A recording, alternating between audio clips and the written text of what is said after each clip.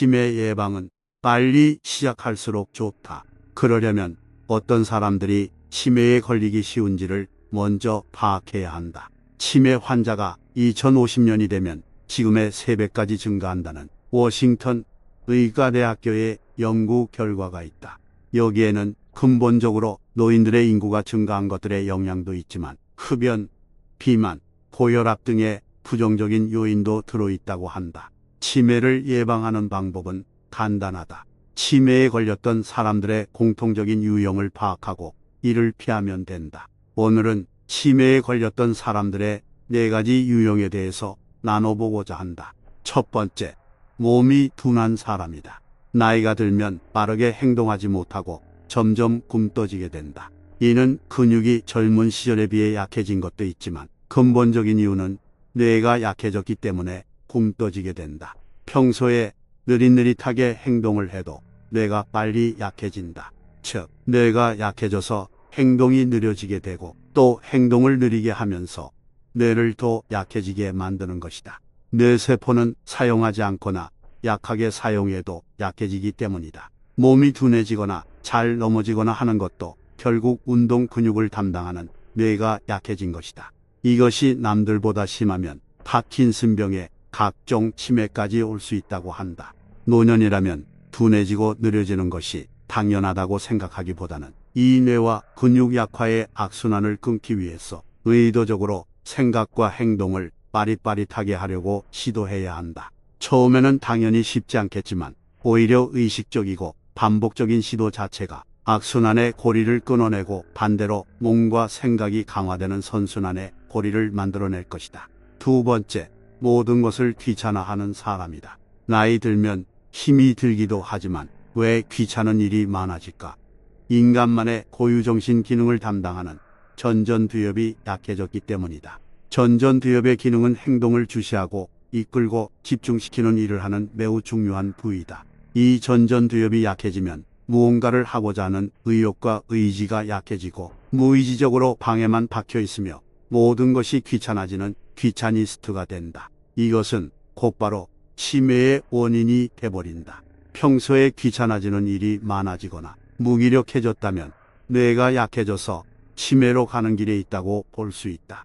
이도 마찬가지로 귀찮더라도 한 번 더 움직이고 아무것도 하기 싫더라도 억지로 무언가를 하다 보면 전전두엽이 활성화되면서 또 다른 의욕과 의지를 만들어낸다. 힘들고 지친다고 절대 집이나 방 안에서만 박혀 있어서는 안 되며 가벼운 일을 귀찮아해서는 안 된다. 오히려 반대로 귀찮은 일을 만들어내서 의도적으로 행동하다 보면 약해진 뇌를 다시 살리면서 치매도 예방할 수 있을 것이다. 세 번째, 충동 억제가 안 되는 사람이다. 충동을 잘 억제하지 못하면 짜증이나 화를 잘 내고 부적절한 성적 욕구, 반사회적 행동 등 남의 눈치를 보지 않는 고약한 사람이 되기 쉽다. 평소 화를 참지 않고 잘 폭발하면 교감신경이 폭발적으로 흥분하게 되고 이때 과도하게 분비된 교감신경 호르몬이 혈관을 과도하게 수축시키며 뇌세포를 손상시킨다. 적절한 호르몬 분비는 집중력 증가와 혈류량 증가 등 긍정적인 도움을 주지만 충동을 억제하지 못하는 분노나 짜증은 오히려 뇌의 인지 기능을 떨어뜨린다. 사소한 일에도 화가 나거나 짜증이 난다면 뇌의 기능이 약화되고 있다고 볼 수 있다. 치매를 예방하기 위해서는 충동적인 감정이 들 때마다 심호흡을 하면서 억제하려고 계속 노력하다 보면 어느샌가 사소한 일에는 별것 아닌 듯 웃어넘기는 자신을 볼 수 있을 것이다. 네 번째, 말이 통하지 않는 사람이다. 나이가 들면 점점 더 말이 통하지 않는 사람이 있다. 자기 입장만 고수할 뿐 전혀 상대 입장을 고려하지 않는다. 단순히 나이가 들어서 생각이 굳어진 것이 아니라 변화를 수용하는 뇌의 기능이 떨어진 상태가 되면서 사고력과 판단력, 결정력과 수행 능력까지 떨어지게 된 것이다. 대화가 통하지 않는 사람을 마주하다 보면 본인의 입장만 고집하고 상대방의 의견은 전혀 수용하지 않으려는 모습을 자주 볼 수 있다. 이는 그 사람이 반대급부를 이해할 능력이 아예 없기 때문이다. 고집스러운 생각은 뇌를 약화시키고 치매를 유발할 수 있는 원인이 되고 심지어는 편집성 인격장애, 즉 타인의 행동을 의심하고 타인의 의도를 불신하는 병리적인 현상으로까지 나타날 수 있다. 이 상태까지 되면 친밀감을 느끼는 것조차 회피하고 경직되며 비타협적인 태도로 일관하게 되기에 스스로가 인지하고 돌이킬 수 없는 상황까지 올 수가 있다. 그래서 평소에 내가 가끔 고집스럽고 생각이 굳어졌다는 느낌이 든다면 더 늦기 전에 다른 사람들의 의견을 들으면서 적극적으로 수용하려고 노력하고 내 입장만 고수하는 것이 아니라 상대 입장을 받아들이려는 노력을 통해 치매뿐 아니라 인격장애로까지 나아갈 수 있는 질환을 예방해야만 한다. 이렇게 4가지 유형의 사람은 치매에 걸리기가 쉽다고 한다. 어떻게 보면 나이가 들면서 생기는 특징이라고 볼 수 있다. 그래서 노년에 치매에 걸리기 쉬운 게 아닐까 싶다. 이러한 특징들이 나이 들면서 당연하게 생길 수밖에 없는 성격이라고 합리화해서는 안 된다. 치매에 걸리기 쉬운 특징들을 알았다면 이제부터는 직접 몸소 실천하면서 나이가 들수록 뇌는 더 젊어지는 노년을 보낼 수 있도록 해보자. 오늘 영상을 보신 모든 분들은 항상 건강하고 젊게 사는 나날들이 되시기를 진심으로 바라겠습니다. 과거에는 관계에 대한 책임이 전부 우리에게 있었다. 가족 문제, 직장 문제, 사업 문제 등 이런 것들로 우리는 책임감 강하게 사느라 우리만을 위해서 살았던 적이 없다. 이제는 그럴 필요가 없다. 오로지 우리만을 위한 삶을 살아야 하고 그렇기 위해서는 노후 준비를 현명하게 하는 것이 필요하다. 노후 준비는 그렇게 거창한 것이 아니다. 노후 준비를 하는 방법은 여러 가지가 있겠지만 근본적으로 우리가 반드시 알아야 하는 노후 준비에 4가지 원칙이 있다. 첫 번째, 나이가 더 들기 전에 미리 혼자서 할 수 있는 능력을 갖춘다. 우리가 혼자서 할 수 있는 능력만 갖춘다면 노후 준비 절반은 이미 완성이다. 일찍부터 혼자서 사는 사람들은 나이가 들었을 때 같은 나이의 다른 사람들과 비교해보면 삶의 질이 다르다. 혼자서 먹고 싶은 음식을 요리하는 것과 내가 사는 집을 잘 정리하는 것, 2가지만 갖춰도 노후를 준비하는 데 있어서 큰 도움이 된다. 나이가 들어서 혼자 산다고 하더라도 하루 약 4시간 정도의 일을 할 수 있는 건강과 이 2가지 능력만 갖추면 두려울 것이 없다. 나머지 시간은 산책을 하거나 영화를 보는 등 좋아하는 취미를 즐기면서 하루하루를 알차게 살아갈 수 있다. 어차피 누구나 인생은 혼자 살게 될 텐데 이 혼자서 살아가는 능력을 미리 조금씩이라도 키워놓는다면 더 이상 앞으로의 노후 걱정은 필요가 없다. 혼자 살아가는 것이 삶의 엄청난 변화로서 두렵게 여기지 말고 천천히 준비해 나가다 보면 크게 어렵지 않을 것이다. 2번째, 세상과 함께 살아간다. 나이 먹고 혼자 살면서도 세상과 너무 동떨어지게 사는 사람들이 많다. 혼자 살아도 잘 사는 사람들을 보면 꼭 마음 털어놓을 수 있는 친구가 1-2명은 있다. 그리고 가깝게 지내지는 않더라도 주변의 이웃이나 지인들과도 관계가 잘 원만하게 지내는 것을 볼 수 있다. 요즘에는 혼자 지내더라도 유튜브를 보거나 카톡으로 글과 사진도 주고받으면서 얼마든지 세상과 소통하면서 살 수 있기 때문이다. 또한 요즘에는 나이 든 사람들도 취미, 동아리 활동 등을 많이 하고 있기에 그 활동을 통해 나오는 인간관계에서 아주 좋은 에너지를 받을 수 있다. 요즘에는 모임도 자유롭게 참여할 수 있고 서로의 사생활을 깊게 나누기보다는 세상 돌아가는 재밌는 이야기를 하면서 부담 없이 편하게 수다 떨고 스트레스를 풀 수 있다고 한다. 세상이 많이 변했다며 등지고 살지 말고 이렇듯 변화하는 세상과 함께 살아가는 것 자체가 효과적인 노후 준비라고 볼 수 있다. 3번째, 배우자와 상관없이 살 수 있어야 한다. 부부가 함께 살아도 그 특별한 경우를 제외하고는 거의 다 비슷하게 살고 있다. 붙어 있으면 자주 싸우고 갈등을 계속해서 겪는다. 나이가 들수록 혼자만의 시간을 늘려가면서 부부와 함께하는 시간을 조금만 줄인다면 오히려 부부관계가 훨씬 좋아질 수 있다. 서로 할 일도 없이 계속 함께 붙어 있으면 싸움밖에 하지 않는다. 서로 사소한 실수를 가지고 싸우거나 심지어는 더 나아가 과거의 실수까지 끄집어내서 싸우는 경우도 있다. 그렇기 때문에 같이 산다고 하더라도 때로는 혼자 있고 때로는 같이 함께하는 적절한 조절이 필요하다. 밥을 먹을 때도 반드시 함께 먹어야 하고 취미 생활도 반드시 함께 해야 한다는 고정관념을 버리고 나 혼자서도 할 수 있는 것들은 혼자서 해보는 것이다.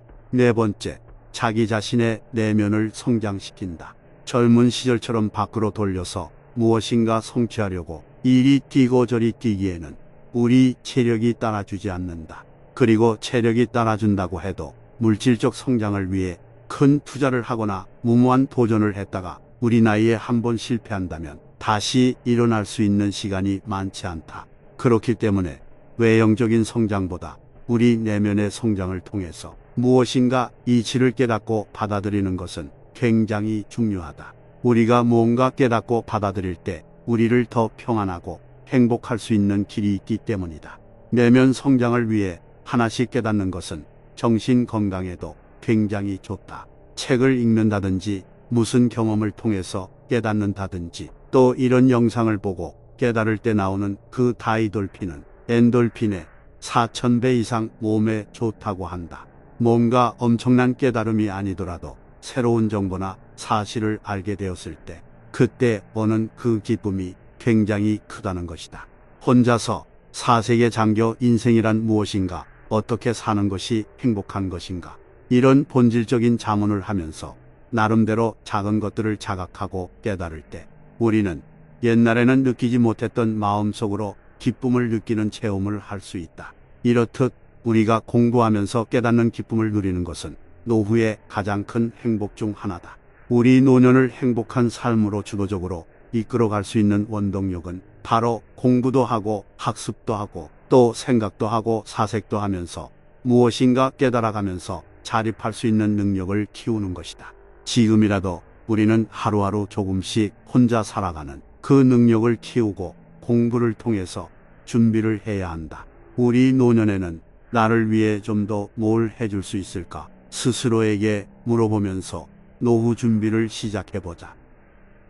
오늘 영상을 보신 모든 분들의 노후 준비가 완벽해지시길 진심으로 바라겠습니다. 젊었을 때는 몰랐지만 나이 들어가면서 새삼 느끼는 것들이 많다.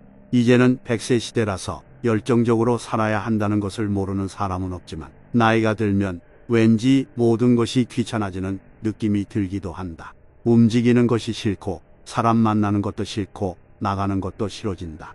또 무언가를 하려고 마음을 먹는다고 하더라도 자꾸 미루는 스스로가 보일 때도 있다. 젊은 사람과 나이가 든 사람은 단순히 나이만 더 많아진 것이 아니라 DNA 자체가 바뀐다고 한다. 체질이 아예 바뀌는 것이다. 생각은 똑같이 살아있지만 몸이 생각대로 되지 않는다. 그래서 우리는 노후에 매일매일 우리 나름대로의 생활 수칙을 만들고 그것을 실천에 감으로써 침체되는 생활을 벗어나야만 한다. 나이가 더 들기 전에 실생활에 적용하면 활력 있는 노후를 만들어주는 기본적인 생활 수칙 3가지가 있다고 한다. 오늘 이 3가지를 토대로 나만의 생활 수칙을 만들어 보자. 첫 번째, 일단 나간다. 나이가 들면 많은 사람들이 무언가를 도전한다고 하더라도 나가서 하기보다는 집에 박혀서 하는 경우가 많다. 새로운 도전을 하는 것이 좋지만 일단은 밖에 나가는 것이 필요하다. 다른 사람들이 사는 모습을 멀리서 지켜봐도 좋고 시장이나 장터에 가서 왁자지껄한 상황을 직접 몸소 느끼면서 세상의 활력을 얻어볼 수 있다. 사실 일단 나가는 것은 정말로 바깥에 나가야만 한다는 의미도 있지만 무언가 생각한 것이 있으면 미루지 말고 즉각 실행해야 한다는 의미도 내포되어 있다. 생각이 떠오르면 바로 실천해야 한다. 예를 들어 읽고 싶은 책 혹은 읽어야 할 책이 있다면 일단 바로 구입해버리면서 즉각적인 행동을 해야 한다. 다른 것은 몰라도 내가 해야겠다고 생각한 것은 더 이상 미루지 말고 바로 실천해야만 한다. 두 번째, 사람을 만나야 된다. 마당발이 될 필요도 사람을 깊게 사귈 필요도 없다. 여러 사람, 각계각층의 사람을 만나는 것은 대단히 중요하다. 때로는 그냥 친한 친구를 계속 만날 수도 있지만 친한 친구를 계속 만나서 얻는 활력 못지않게 낯선 사람을 만나서 얻는 활력도 대단히 많다. 늘 만나던 사람에게서 얻는 정보는 한정되어 있다. 그래서 배울 것도 한정되어 있다. 뿐만 아니라 그 사람이 주는 기운과 상황이 주는 기운이 항상 일정하다. 하지만 새로운 사람을 만나게 되면 그 사람이 살아가는 형태에서 새롭고 신선한 충격을 받게 된다. 전혀 생각하지 못했던 정보나 사실을 알게 되는 것도 있지만 새로운 사람과의 단순한 짧은 만남이 주는 새로운 기운은 우리의 몸과 마음에 젊음을 가져다 준다. 그래서 만날 수만 있다면 많은 사람들을 만나야 한다. 대화를 나누고 수다를 떨므로써 활력을 얻게 된다. 세 번째, 나눠야 한다. 나눈다는 것은 두 가지의 의미가 있다. 나눠준다는 의미도 있지만 나눠 갖는다는 의미도 있다. 우리가 받을 수도 있는 것이다. 인생에서 가장 중요한 법칙은 기브 앤 테이크다. 대접받고 싶은 대로 남을 대접해야 한다. 베풀기도 하고 받기도 해야 하지만 특히 많이 베풀어야 한다. 자기가 가지고 있는 정보가 있으면 정보를 나눠주기도 해야 한다. 베푼다고 하면 돈부터 생각하는 경우가 많지만 우리는 돈보다 더 베풀 수 있는 것은 사실 많고 다양하다. 우리가 돈이 없어도 베풀 수 있는 것에는 크게 7가지가 있다. 부드럽고 정다운 얼굴로 남을 대하는 웃음의 공덕인 미소, 공손한 태도로 남에게 해줄 수 있는 아름다운 말, 마음의 문을 열고 남을 대하는 따뜻한 마음, 호의를 담은 부드럽고 온화한 눈빛, 어려운 이웃이나 힘든 사람의 짐을 들어주는 등 몸으로 남을 돕는 행동, 다른 사람들을 먼저 생각하고 배려하는 양보, 그리고 마지막으로 묻지 않고도 남을 헤아리고 알아주는 마음이 있다. 이 7가지를 제외하고도 우리가 베풀 수 있는 것들은 셀 수 없이 많다. 과연 우리가 무엇을 베풀 수 있는지, 그리고 이 사회에서 어떤 가치 있고 보람 있는 일을 할 수 있는지 생각해 보아야 한다. 나이가 들면 귀찮아지고 지치는 것이 맞지만 우리는 했던 일들만 반복하고 맨날 같은 장소에만 있으려 하고 항상 만나던 사람들만 만나서는 안 된다. 당연히 머리로는 알지만 몸으로 실천되지 않는 것이 현실이다. 그래서 우리만의 생활 수칙을 확실하게 정립하고 이를 따르려고 노력해야 한다. 그러면 나이가 들어도 확실히 젊어지고 열정적인 마음이 생기게 되고 이것이 결국 우리가 100세 시대를 살아가는 큰 원동력이 된다. 영상 시청해 주시는 모든 분들이 누구보다 활기차고 힘나는 노후를 보내시길 진심으로 바라겠습니다. 젊었을 때는 몰랐지만 나이 들어가면서 새삼 느끼는 것들이 많다. 이제는 100세 시대라서 열정적으로 살아야 한다는 것을 모르는 사람은 없지만 나이가 들면 왠지 모든 것이 귀찮아지는 느낌이 들기도 한다. 움직이는 것이 싫고 사람 만나는 것도 싫고 나가는 것도 싫어진다. 또 무언가를 하려고 마음을 먹는다고 하더라도 자꾸 미루는 스스로가 보일 때도 있다. 젊은 사람과 나이가 든 사람은 단순히 나이만 더 많아진 것이 아니라 DNA 자체가 바뀐다고 한다. 체질이 아예 바뀌는 것이다. 생각은 똑같이 살아있지만 몸이 생각대로 되지 않는다. 그래서 우리는 노후에 매일매일 우리 나름대로의 생활 수칙을 만들고 그것을 실천에 감으로써 침체되는 생활을 벗어나야만 한다. 나이가 더 들기 전에 실생활에 적용하면 활력 있는 노후를 만들어주는 기본적인 생활 수칙 3가지가 있다고 한다. 오늘 이 3가지를 토대로 나만의 생활 수칙을 만들어 보자. 첫 번째, 일단 나간다. 나이가 들면 많은 사람들이 무언가를 도전한다고 하더라도 나가서 하기보다는 집에 박혀서 하는 경우가 많다. 새로운 도전을 하는 것이 좋지만 일단은 밖에 나가는 것이 필요하다. 다른 사람들이 사는 모습을 멀리서 지켜봐도 좋고 시장이나 장터에 가서 왁자지껄한 상황을 직접 몸소 느끼면서 세상의 활력을 얻어볼 수 있다. 사실 일단 나가는 것은 정말로 바깥에 나가야만 한다는 의미도 있지만 무언가 생각한 것이 있으면 미루지 말고 즉각 실행해야 한다는 의미도 내포되어 있다. 생각이 떠오르면 바로 실천해야 한다. 예를 들어 읽고 싶은 책 혹은 읽어야 할 책이 있다면 일단 바로 구입해버리면서 즉각적인 행동을 해야 한다. 다른 것은 몰라도 내가 해야겠다고 생각한 것은 더 이상 미루지 말고 바로 실천해야만 한다. 두 번째, 사람을 만나야 된다. 마당발이 될 필요도, 사람을 깊게 사귈 필요도 없다. 여러 사람, 각계각층의 사람을 만나는 것은 대단히 중요하다. 때로는 그냥 친한 친구를 계속 만날 수도 있지만, 친한 친구를 계속 만나서 얻는 활력 못지않게 낯선 사람을 만나서 얻는 활력도 대단히 많다. 늘 만나던 사람에게서 얻는 정보는 한정되어 있다. 그래서 배울 것도 한정되어 있다. 뿐만 아니라 그 사람이 주는 기운과 상황이 주는 기운이 항상 일정하다. 하지만 새로운 사람을 만나게 되면 그 사람이 살아가는 형태에서 새롭고 신선한 충격을 받게 된다. 전혀 생각하지 못했던 정보나 사실을 알게 되는 것도 있지만, 새로운 사람과의 단순한 짧은 만남이 주는 새로운 기운은 우리의 몸과 마음에 젊음을 가져다 준다. 그래서 만날 수만 있다면 많은 사람들을 만나야 한다. 대화를 나누고 수다를 떨므로써 활력을 얻게 된다. 세 번째, 나눠야 한다. 나눈다는 것은 두 가지의 의미가 있다. 나눠준다는 의미도 있지만 나눠 갖는다는 의미도 있다. 우리가 받을 수도 있는 것이다. 인생에서 가장 중요한 법칙은 기브 앤 테이크다. 대접받고 싶은 대로 남을 대접해야 한다. 베풀기도 하고 받기도 해야 하지만 특히 많이 베풀어야 한다. 자기가 가지고 있는 정보가 있으면 정보를 나눠주기도 해야 한다. 베푼다고 하면 돈부터 생각하는 경우가 많지만, 우리는 돈보다 더 베풀 수 있는 것은 사실 많고 다양하다.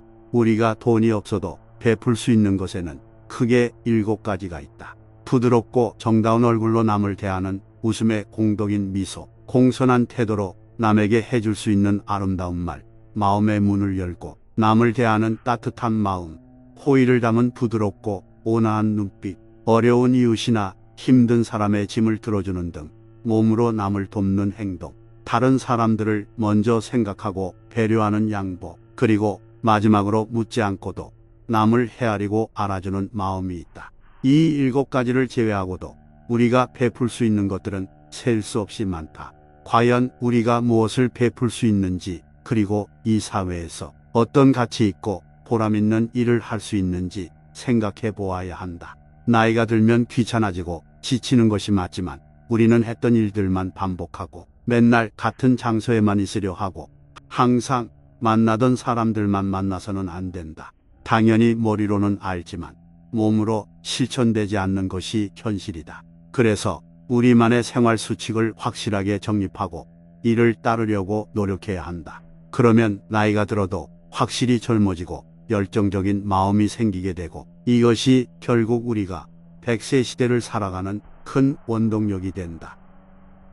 영상 시청해 주시는 모든 분들이 누구보다 활기차고 힘나는 노후를 보내시길 진심으로 바라겠습니다. 우리나라 고령화 속도는 일본보다 빠른 세계 1위이고 노인 빈곤율도 세계 1위이며 파산자 4명 중 1명이 노인이라고 한다. 최근에 급격하게 늘어난 노인들의 파산은 우리에게 굉장히 중요한 시사점을 가져다 준다. 과연 어떤 것들이 우리들의 노후 인생을 망치는지에 대해서 오늘 그 3가지를 나눠보고자 한다. 첫 번째, 잘못된 투자. 통계청 발표에 의하면 파산 원인으로는 늘어난 수명에 비하여 짧아진 퇴직 연령이 있다고 하는데, 실제 퇴직 연령은 49세이며 80세까지 산다고 하더라도 퇴직하고 30년은 더 살아야 한다. 퇴직을 하면 수입이 확 줄어들기에 노후 자금을 만들기 위해서 무엇인가 창업을 하거나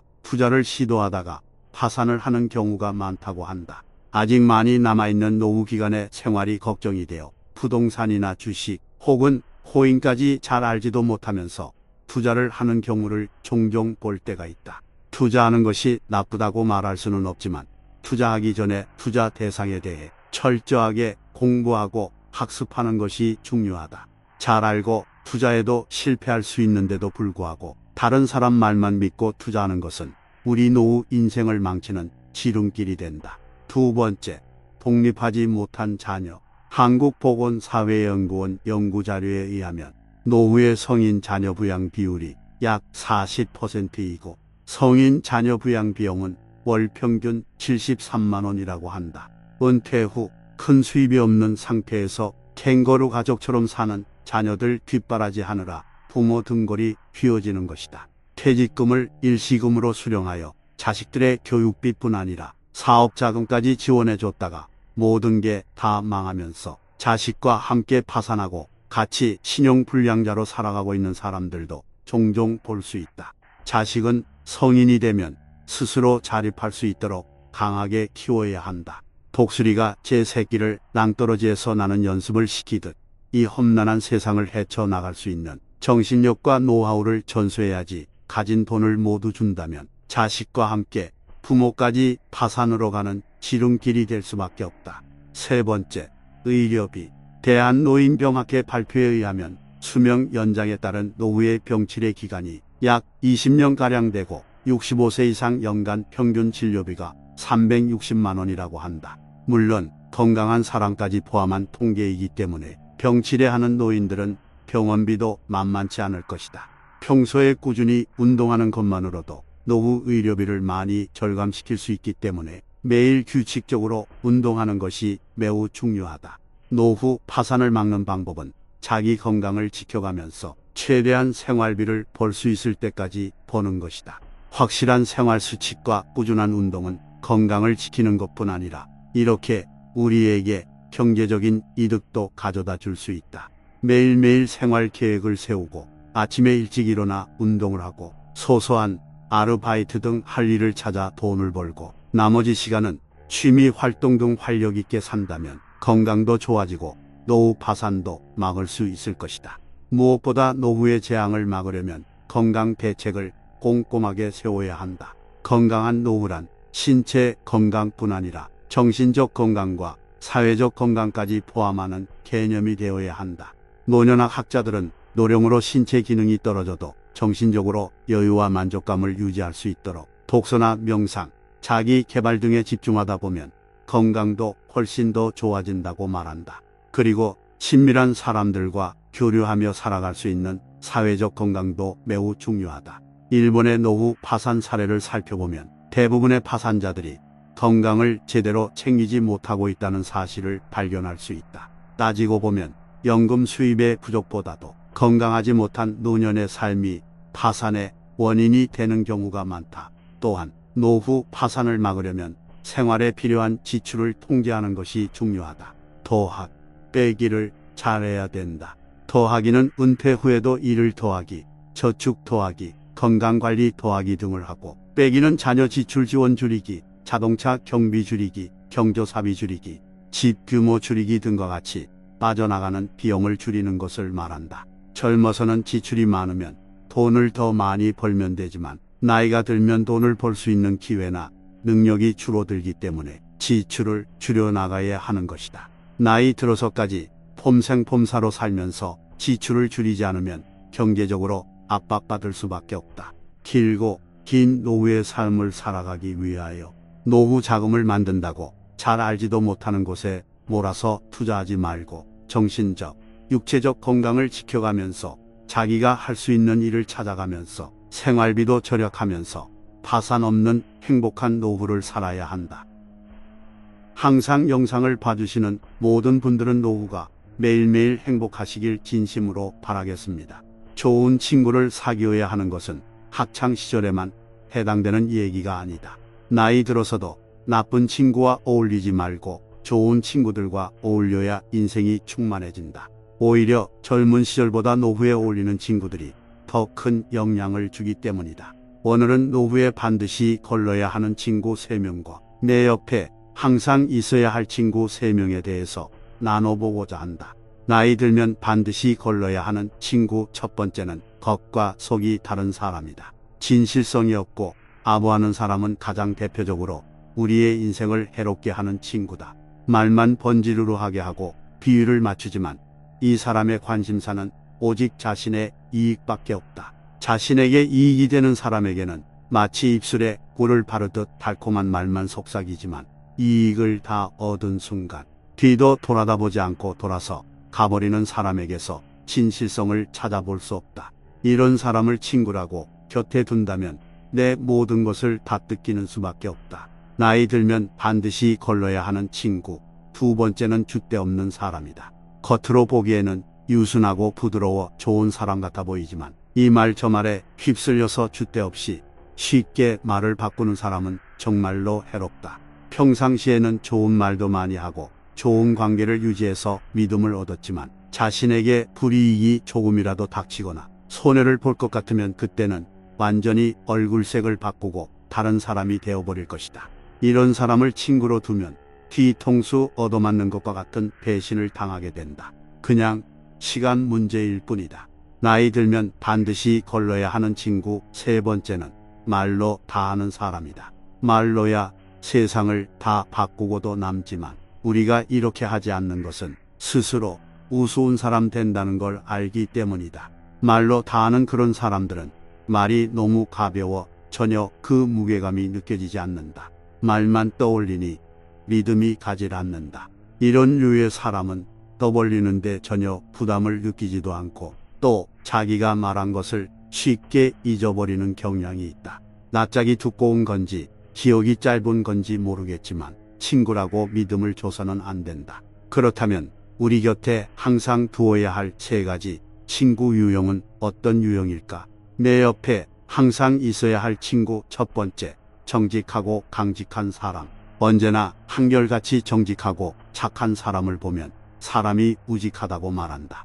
순간을 모면하기 위해, 책임을 벗어나기 위해, 이익을 보기 위해 때와 상황에 따라 쉽게 바뀌지 않고 거짓말하지 않는 사람이 우직한 사람이다. 자기 스스로 잘못된 길로 가지 않는 만큼 친구 역시 나쁜 길로 이끌지 않는 사람이 바로 그런 사람이다. 겉보기에는 무뚝뚝할지 몰라도 좋을 때나 나쁠 때나 기복 없이 한결같다. 우직한 사람은 정말로 좋은 친구다. 내 옆에 항상 있어야 할 친구. 두 번째, 신의가 있는 사람. 친구를 보살펴주는 사람이 신의가 있는 사람이다. 약속을 지키고 남에게 미루지 않고 책임감 있게 솔선수범하는 사람이다. 그들은 항상 꾸준히 라도 나서서 도와주고 믿고 의지할 수 있다. 언제 어느 때 만나도 변함없이 대해주는 사람이 신의가 있는 친구다. 더 이상 말할 필요도 없이 우리 인생에 유익함만 가져다 줄 것이다.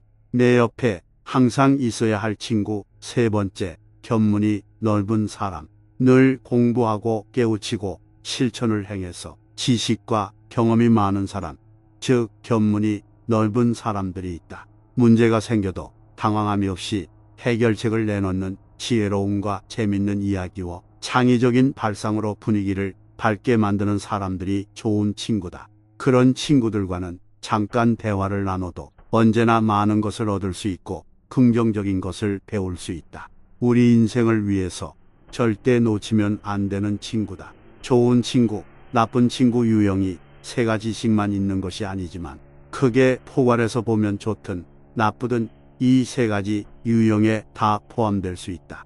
이런 친구들의 유형을 듣다 보면 분명히 누군가가 떠오른다. 과연 우리는 반대로 우리의 친구들에게 어떤 유형의 친구에 속하는지, 좋은 친구 유형에 우리 얼굴이 떠오르는지, 나쁜 친구 유형에 우리 얼굴이 떠오르는지 돌이켜 볼 필요가 있다.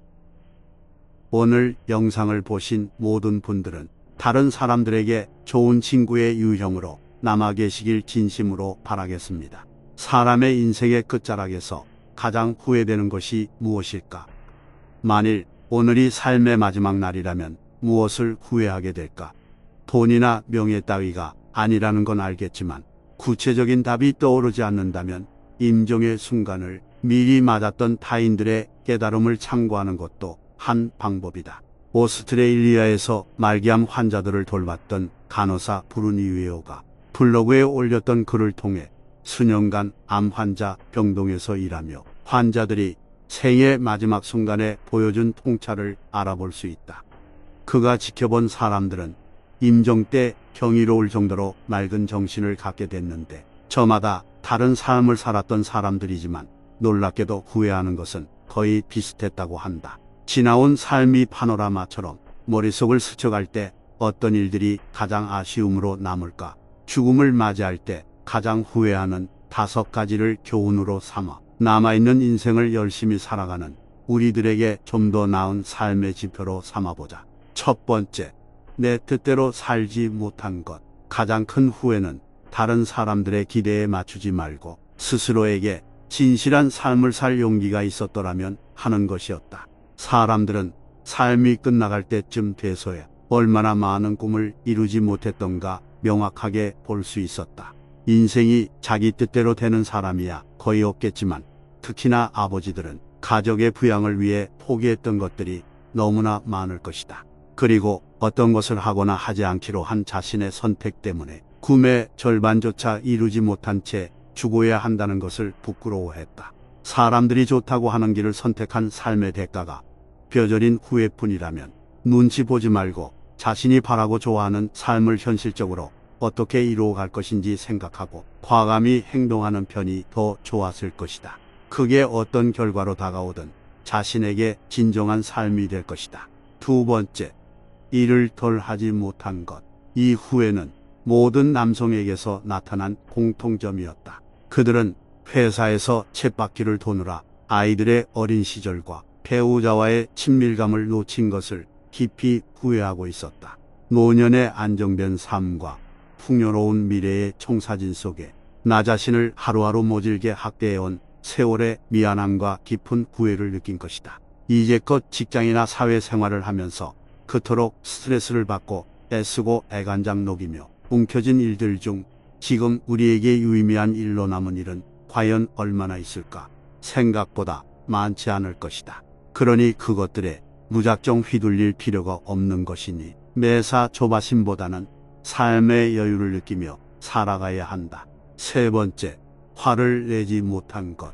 죽기 전에 후회하지 않으려면 감정을 표현하는 연습을 하는 것이 좋다. 임종을 앞둔 사람들은 다른 사람들과 평화롭게 살기 위해 자신의 감정을 억누른 부작용을 지적했다. 그들은 솔직한 감정을 표현하지 못해 내면에 쌓인 냉소와 분노가 병을 만들었다고 여겼다. 아닌 것은 아니라고 나의 의견을 떳떳하게 표현하고 살았더라면 내면 속에 내 삶은 더 윤택하지 않았을까 하는 후회일 것이다. 남의 시선에 신경 쓰여서 감정을 표현하지 못하다가 용기 내어 드러냈을 때의 통쾌함과 유쾌함을 느껴본 적이 있지 않은가. 누군가는 나를 싫어하고 누군가는 나를 좋아한다. 모두에게 사랑받으려 하지 말고 자기 감정에 솔직해지는 편이 훨씬 삶을 유익하게 살아가는 방법이다. 네 번째, 친구들을 챙기지 못한 것. 사람들은 또 임종 직전에 오랜 친구의 소중함을 깨닫곤 했다. 하지만 막상 그땐 친구들의 연락처도 수소문할 수 없는 경우가 많았다. 친구들과 단절된 삶을 살아야 할 만큼 왜 그렇게 무심했을까? 어린 시절 속에 친구들과의 추억은 꿈같이 흘러온 인생길 마지막에 몸서리치게 그리울 것이다. 연락처라도 알아두고 수시로 추억을 얘기하며 살아가는 시간을 만들어가야 한다. 다섯 번째, 도전하지 못한 것. 직업을 바꿔볼까? 저런 취미를 가져볼까? 저 기술을 배워볼까? 세계 여행에 도전해볼까? 살면서 온갖 욕망에 사로잡힐 때에도 주변 여건을 생각하고 꿈은 꿈인 채로 포기하며 살아온 삶에 왜 용기를 내보지 못했던가라는 후회는 이 세상에서 남은 마지막 아쉬움이었던 것 같다. 변화를 두려워해 즐겁게 살지 못한 것이다. 우리는 마치 인생에 리허설이 있는 양 삶을 살아간다. 언젠가는 진짜 삶이 올 것처럼 헛된 기대를 안고 하루하루 똑같이 반복하며 살아간다. 마치 이번 삶은 대충 살고 다음번 생에 제대로 한번 살아봐야지 하는 망상이 깔려있는 듯하다. 우리는 만사제치고 인생의 본질적인 질문과 마주해야 하고 내면의 소리에 귀 기울여야 한다. 나는 이대로 괜찮은가? 이것이 내가 바라는 삶인가? 내 인생의 말미에서 한 후회는 무엇인가? 이런 본질적인 질문에 대한 답을 구하지 않으면 삶은 늘 고난의 연속일 것이다. 삶은 두 번 살 수 없고 시간은 되돌릴 수 없는 것이다. 마지막으로 스스로를 좀 더 행복하게 놔두지 않은 것도 큰 아쉬움으로 남았다. 대부분의 사람들은 크게 웃고 삶의 활력소를 찾고 싶었다는 걸 깨닫고 이 세상을 떠났다. 결국 모든 것은 내일을 위해 오늘을 희생 말라는 경고로 통한다. 길을 알면서도 못 가는 건 멍청해서가 아니라 너무 똑똑해서일 것이다. 오늘 밖에 모르는 바보. 그렇게 바보로 한번 살아보자고 부질없는 다짐을 거듭해 본다. 삶에서 진짜 중요한 것과 사소한 것을 구분하는 지혜를 발휘하며 살아가자. 그러기 위해서는 오롯이 나에게 집중하는 시간이 필요하며 때론 이기적으로 보일지라도 자기 자신에게 몰입하는 태도가 필요하다. 자기 자신을 최우선으로 여기는 이기적 본성을 긍정적으로 활용하여 마침내 오직 한 번뿐인 내 인생을 소중하고 행복하게 꾸려나가야 한다. 인생의 끝자락에서 조금이라도 덜 후회하기 위한 삶을 생각하는 시간이었습니다. 오늘 영상을 보신 모든 분들의 인생에는 후회가 남지 않기를 진심으로 바라겠습니다. 지금부터 30년 후인 2050년경이 되면 평균 수명 100세 시대를 넘어 120세 시대가 열린다고 한다. 지금부터 30년 전 1990년대의 평균 수명은 75세쯤이었다. 정열적이고 건강한 삶을 사는 지금 시기가 60부터라면 앞으로는 100살이 정열적인 시대가 된다는 말이다. 이제는 단지 오래 사는 것보다는 얼마나 건강하게 오래 사는가가 중요한 시대가 됐다. 나이와 죽음 앞에서 언제까지나 승자일 수는 없다. 속도와 강도가 차이는 있지만 일단 내리막길에 들어섰다는 사실을 부정할 수 없다는 이야기다. 예컨대 운이 나빠 암이나 다른 불치병에 걸려 어쩔 수 없이 죽음으로 빨리 치닫는 일이 꼭 나를 비켜가야 한다는 법은 없다. 사고를 당해 심각한 장애를 입는 건 역시 꼭 나만 예외여야 할 이유는 없다. 아프지만 있는 현실을 받아들이고 자신의 상황을 인정하는 것이 어른다운 일이다. 장애와 질병과 죽음을 피할 수 없는 상황인데도 마지막 순간까지 현실을 부정하는 것은 용감한 것은 아니며 자연의 섭리를 인정하고 인생을 달관하는 긍정의 여유가 또한 필요한 시기인 것이다. 나이가 들면 없던 병도 생기기 마련이고 젊었을 때 가졌던 것들을 하나둘씩 잃어가는 게 인생이니 그런다고 아쉬워하며 과거에만 매달려 살 일이 아니라 현실을 직시하며 받아들일 건 받아들이고 놓아야 할 건 과감하게 놓고 나이 들어감을 거북해 할 것이 아니라 오히려 즐기고자 마음을 먹고 행동으로 옮긴다면 내 자신은 물론이고 식구들이나 주변 사람들에게도 모두 좋을 것이다. 퇴퇴는 노인의 삶은 상실의 삶이라는 유명한 말을 남겼다.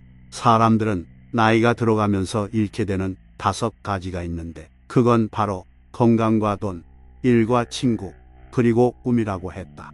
건강을 젊어서 다져놓는다고 해도 나이가 들어가면서 몸은 조금씩 작고 약해질 뿐만 아니라 그러면서 병과도 쉽게 친해지게 된다. 몸이 건강하지 못하면 모든 게 다 의미가 없어지는 것이니 건강을 과신하지 말고 건강하다고 생각될 때 잘 챙겨서 건강한 노년이 되도록 해야 할 것이다.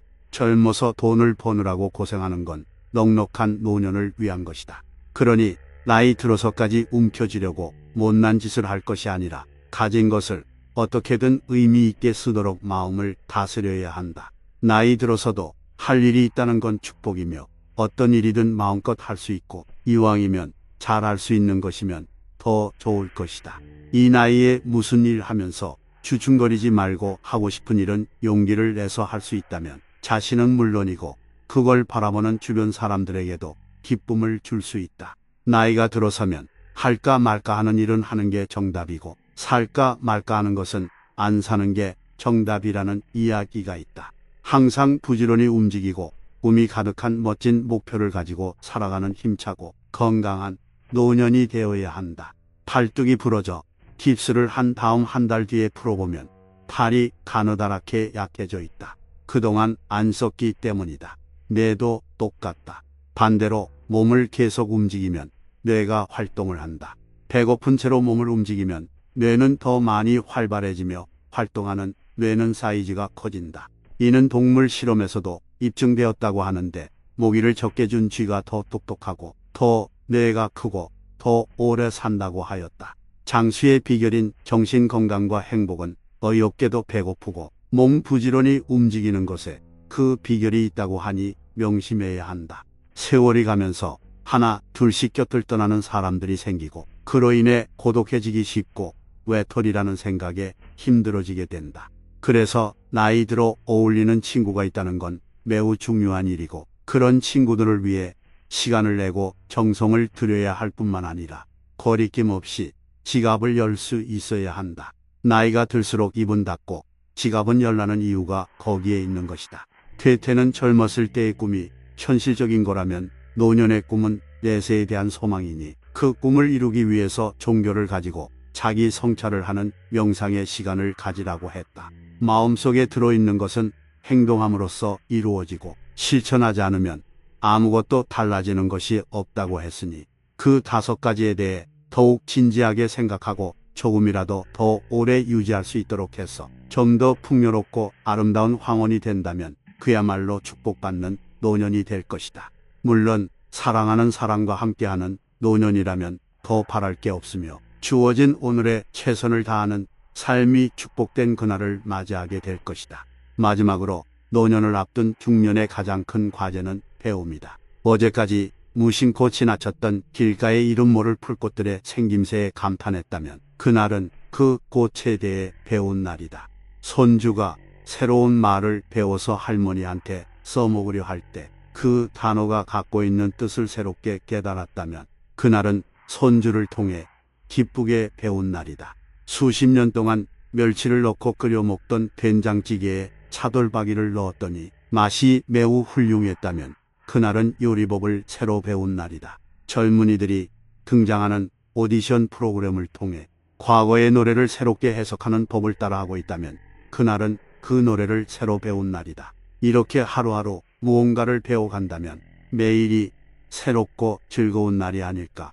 죽는 그날까지 아픔을 배울 수 있고, 병원 생활을 배울 수 있고, 진통제 맞는 법을 배울 수 있고, 의사와 간호사에게 감사함을 표현하는 법을 배울 수 있고, 마지막 순간 한 번도 경험해보지 못한 죽음을 배울 수 있어 감사하다면 죽는 그 순간까지 배우는 즐거움을 만끽할 수 있지 않을까.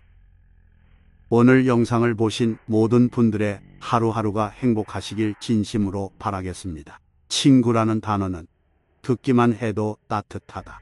함께했던 추억들도 떠오르니 입가에 웃음도 번진다. 친구는 신이 우리에게 보내주신 선물이라는 말이 있지만, 그 선물도 차버리고 친구 없이 노년을 쓸쓸하게 보내는 사람들이 있다. 벌이 찾지 않는 꽃에는 다 그럴 만한 이유가 있다. 굴이 적다든지 고가루가 맛이 없어서일 것이다. 영화를 개봉했음에도 관람객이 오질 않고 막대한 자금을 투입해서 이벤트를 개최했는데 사람들이 몰려들지 않는다는 것은 재미가 없고 볼 것도 없어서 그럴 것이다. 친구 하나 없이 외롭게 사는 사람도 마찬가지로 그만한 이유가 있기 때문이다. 나이 들면 재테크보다 친구들과의 관계를 잘 유지 관리하는 우테크가 무엇보다 중요하다고 얘기를 한다. 친구는 인생 이막에 없어서는 안 될 고귀한 존재이자 무엇과도 바꿀 수 없는 우리들의 자산일 수 있다. 우리들의 행동이 친구들을 멀어지게 하는 것은 아닌지 자주 점검해야 한다. 오늘은 친구에게 외면받고 사는 불쌍한 사람들의 특징 5가지에 대해서 나눠보고자 한다. 첫 번째, 인색하다. 사람이 모이면 돈이 들기 마련이다. 신발을 신고 문 밖에만 나가도 모든 게 돈인데, 친구들 만나면 교통비도 들고 밥값, 술값이 든다. 좋은 일이 있어서 기분이 좋은 한 친구가 쏠 때도 있고, 또 어느 모임은 얼마가 됐든 돌아가면서 비용을 치르기도 한다. 또 어떤 모임은 십시일반 돈을 거둬 비용을 치르기도 한다. 인색한 친구는 절대 자기가 쏘는 일이 없을 뿐더러 다 같이 돈을 걷게 되는 경우에도 돈을 적게 낸다. 아무리 돈이 없다 해도 최소한 자기가 먹은 밥값 정도는 내야 되는 것이 맞다. 누가 얼마 내나 이렇게 들여다보지는 않지만 학창시절부터 늘 그랬기 때문에 저 친구는 또 오늘도 적게 내겠구나라고 뻔히 보인다. 동창들끼리 만나면 조금 늦게 와서 배고프다며 따로 밥을 시켜서 먹다가 모임 끝나기 직전에 다른 약속이 있다며 그냥 계산도 안 하고 자리를 떠버리는 경우도 있다. 돈 안 내고 가냐는 질문은 째째해서 말을 하지는 않지만 이미 사람들은 다 알고 있다. 이런 친구는 학창시절부터 나이 60이 다 돼서까지 이러는 경우가 많다. 두 번째, 절대 먼저 연락하지 않는다. 친구라는 관계가 꼭 무슨 특별한 일이 있어서 연락해야 되는 것은 아니다. 비가 와서 갑자기 보고 싶을 수도 있고, 종로의 어느 골목 모퉁이를 돌다가 갑자기 보고 싶어 연락할 수도 있다. 그래서 친구가 친구인 것인데, 특별한 일이 아니면 평소에 절대 먼저 연락하지 않는 사람이 있다. 친구 관계라지만 늘 한쪽에 연락하고 안부 묻고 만나자고 하고, 다른 한쪽은 상대 친구의 연락을 받아 먹기만 하면서 관계를 이어온 경우가 있다. 어느 날 늘 연락하는 쪽이 어떤 이유로라도 연락을 하지 못하게 되면 이 두 친구는 영영 만날 수 없게 될 것이다. 늘 자신에게 관심을 가져주고 먼저 연락해주고 시간을 내주는 좋은 친구 하나를 그렇게 잃게 된다. 우정도 주고받아야 그 우정이 유지된다. 아쉬울 때만 연락하지 말자. 세 번째, 본인만 뒤로 쏙 빠진다. 아예 못하겠으면 처음부터 못하겠다, 못 가겠다, 안 되겠다 그렇게 말하지 않고 할 것처럼 가만히 있다가 분위기 무르익고 계획 다 짜서 본격적으로 뭔가 하려는 그 결정적인 순간에 못하겠다며 빠지는 친구가 있다. 가장 흔하고 제일 곤혹하게 만들 때가 바로 여행을 준비할 때다. 물론 정말로 부득이하게 예상치 못했던 일로 마지막 순간에 합류를 못할 수 있게 되는 경우가 있긴 하지만, 이것도 파토 내는 사람이 계속 내는 법이다. 인원수 맞춰서 차량 준비하고 음식 준비하고 숙박시설 예약도 끝냈고 예산도 인원수에 맞춰 짰고 이제 회비 걷고 출발하는 것만 남았는데 뜬금없이 갑자기 자기는 못 가겠다고 한다. 전에 파토했던 경력이 화려해서 이번에 넣어줄까 말까 했는데 그래도 꼭 가고 싶다고 해서 이번엔 무슨 일이 있어도 가겠다고 다짐에 다짐을 해놓고선 다른 약속이 생겼다고 해버린다. 약속은 반드시 선약을 먼저 지키는 것이 옳다. 선약 뒤에 오는 약속은 선약을 피해서 잡아야 하는 것을 모르는 사람들이 참 많다. 네 번째, 입이 가볍다. 쓸데없이 이쪽 저쪽 말을 옮겨서 친구들 사이에 분란을 일으키는 사람이 있다. 뒷담화 하기를 무척이나 즐겨하는 부류들이 이런 짓을 하는데, 때론 의도적으로 친구들 사이를 이간질하는 것이 아닌가 하는 의구심이 들 정도다. 누군가는 뒷담화를 공동체의 적이라고 했다. 뒷담화가 난무하는 곳이 모임이나 조직이든 분란이 생길 수밖에 없고 화합과 평화가 발붙일 수 없으며 결국에는 깨져버린다. 늘 남의 얘기만 즐겨하는 사람은 솔직하게 자신을 드러낼 용기가 없어서든지 아니면 자기를 담아낼 이야기가 없는 가여운 인생을 살고 있기에 남의 얘기에 열중하는 것이라 해도 그 결과는 그리 가볍지 않다. 그래서 친구들 사이에 우정 깨지고 원수로까지 지낸 사람들이 많다. 이쪽 저쪽 말을 옮기는 사람은 끝내 모두에게서 외면을 당한다. 그래야 모임을 유지할 수 있고 친구 관계도 원만해질 수 있다는 각자의 판단이 선 것이다. 다섯 번째, 남을 지적하고 잘난 척한다. 기쁘나 슬프나 눈이 오나 비가 오나 친구를 찾게 되는 첫 번째 이유는 뭐니 해도 공감이 있기 때문이다. 그런데 공감은커녕 지적질에 훈수질 그리고 잘난 체를 한다면 친구로서는 치명적인 함량 미달일 수밖에 없다. 오랜만에 친구를 만난다고 좋은 옷 차려입고 나섰는데 온갖 지적질을 해서 사람 마음을 뒤집어 놓는 친구가 있다. 그렇게 되면 만나기 전까지 좋았던 기분까지도 다 날아가 버린다. 지적질, 훈수질 좋아하는 친구들을 보면 정말로 웃긴 것이 제대로 잘 알아서 가르치려 드는 게 아니라 잘못된 정보나 편견을 갖고서 그런 만행을 저지른다는 것이다. 제대로 알지도 못하니 참기가 찰 노릇이지만 그렇다고 면전에서 맞대응하자니 같은 부류의 인간이 되는 것 같아서 차마 그럴 수 없는 노릇이다. 친구란 이 세상과 모든 사람이 나를 버릴 때라도 나를 찾아주는 사람이라고 한다. 이렇게 귀한 존재인 만큼 친구에게도 잘해야 한다.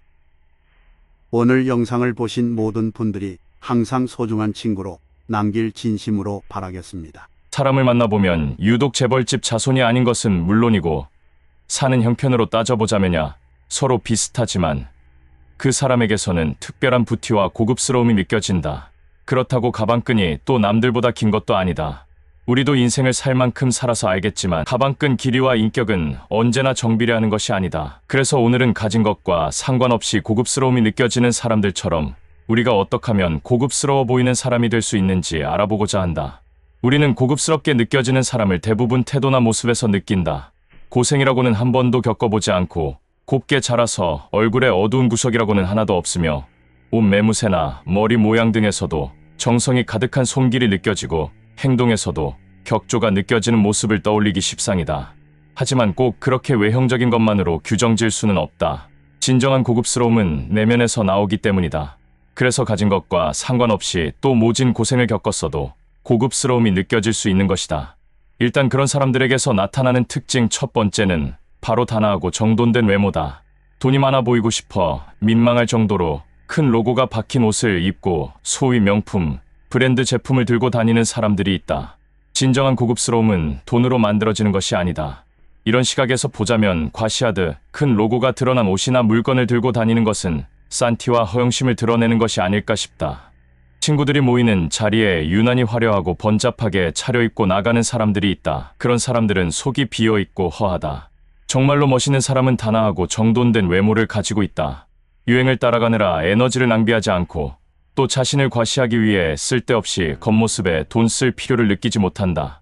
대신 자신에게 잘 어울리는 스타일과 색상의 옷으로 자신을 표현할 줄 알고 있다. 두 번째는 철저한 자기관리를 한다는 것이다. 고급스러운 사람에게서는 자기관리에도 철저한 모습이 느껴진다. 얼굴은 피곤에 쪄들어서 다크서클이 깊이 배어있고 배는 풍선처럼 부풀어 올라 있으며 하체는 부실해서 거대한 상체를 어떻게 떠받치고 있을지 뒤뚱이는 모습에 보는 사람마저 불안해질 지경이라면 아무리 잘 차려입고 돈을 쌓아놓고 살아도 우아함이라고는 눈을 씻고 찾아볼래야 찾아볼 수가 없다. 고급스러운 사람들은 건강미와 활력이 넘쳐난다. 인생 살아가는데 무엇이 제일 중요한지 아는 것이고 균형 있고 절제된 생활을 하고 있음을 말이 아니라 몸으로 증명해 보이는 그 생동감에서 부티가 물씬물씬 느껴진다. 세 번째, 항상 여유롭다. 고급스러운 사람들은 항상 평정심을 잃지 않는다. 화들짝 놀라지도 않고 불같이 화를 내지도 않고 또 너무 좋다고 펄쩍펄쩍 뛰지도 않는다. 한마디로 평정심을 잃지 않고 늘 안정된 모습을 보인다. 감정 기복이 거의 없고 있다고 하더라도 겉으로 드러나지 않는다. 그렇다고 좋아할 일, 슬퍼할 일, 아파하는 일에 공감 못하고 목석같이 감정 없는 사람은 아니다. 오히려 스스로의 감정 조절에 능해서 주변 상황에 휘둘려 쉽게 흥분하지 않고 언제나 차분하게 상대방의 말에 온화하고 따뜻하게 반응한다. 네 번째, 모든 사람을 존중한다. 고급스러워 보이는 사람은 상대방을 차별하지 않고 존중하는 태도를 보인다. 나이 어리다고 초면에 반말하지도 않고 자신이 손님이라고 직원에게 고압적인 태도를 보이지도 않는다. 또 불만을 얘기할 때도 흥분하지 않고 조곤조곤 이야기한다. 어디서도 무례함을 찾아볼 수가 없다. 비싼 옷 잘 차려입고 고급진 백화점에서 시장 장터처럼 소리 높이고 싸우는 사람들이 있다. 그런 사람에게서는 절대 고급스러움을 찾아볼 수 없다. 정말로 멋진 사람들은 자신보다 낮아 보이는 사람에게조차도 머리를 숙인다. 예의를 사람 가리면서 봐가면서 하지 않는다. 다섯 번째, 유머 감각이 있다. 평정심을 잃지 않는다는 것으로 감정 표현도 못하고 재미 하나 없는 사람이라는 말이 아니다. 고급스러워 보이는 사람들의 여유로움은 유머 감각에서 나온다. 유머 감각이란 상황을 재밌게 생각하고 사소한 문제에 대해서도 여유롭게 대처할 수 있는 능력을 말한다. 우스갯소리나 찍찍해대고 상대방 감정 상하는 거 무시하고 여럿이서 한 사람 바보 만드는 것을 유머 감각이라고 아는 사람들도 있는데 그것은 잘못된 것이다. 유머 감각은 우리가 화날 상황에서 모두의 스트레스를 풀어주고 분위기를 바꾸는 말 한마디를 할 수 있는 아주 고차원적인 센스를 말한다. 그러니 유머 감각이라는 것도 내적 수련이 부족하면 절대 나올 수 없는 것이다. 여섯 번째, 항상 긍정적인 말을 한다. 말은 생각보다 커다란 힘을 갖고 있다. 말 한마디로 인생을 바꾸기도 하지만 관계를 돌이킬 수 없는 지경에 이르게 하기도 한다. 정말로 고급스럽고 멋진 사람들은 듣는 것만으로도 힘이 나고 기분 좋아지는 말만 한다. 곁에서 항상 긍정적인 말만 해주는 사람이 있다면 얼마나 기운차고 행복해질지 상상만 해도 기분이 좋아진다. 우리의 기운과 용기를 북돋아주는 바로 그런 사람이다. 진정한 멋은 내면에서 우러나온다. 그러니 가진 것과 상관없이 또 모진 고생을 겪어 얼굴에는 잡티 하나 없이 곱기는커녕 다 온통 주름투성이어도 사람들은 고급스러움을 느낄 수 있다. 지금껏 살아온 인생 경로와 경험이 모질고 험난했어도 그것들에 압도당하지 않고 찌들지 않고 마음속에서 정화시켜 성장했다면 거친 손마디와 깊게 패인 주름은 연륜이 되고 모두가 그것을 흉으로 보지도 않는다. 오히려 우러러보고 존경하게 된다. 마음을 어떻게 먹느냐는 결국 우리 마음을 단단하게 만들어주고 또 모진 일들도 걸러주어서 좋은 것만 남게 해주는 필터 역할을 한다. 그러니 표정과 말투 그리고 태도에서 품격이 느껴지고 고급스러움이 느껴지지 않을 수 없는 것이다. 허영심과 과시욕으로는 절대 만들어낼 수 없다. 겉과 속이 다르기 때문이다. 오늘도 영상 봐주신 모든 분들이 모두 멋있는 인생 후반전이 되시길 진심으로 바라겠습니다.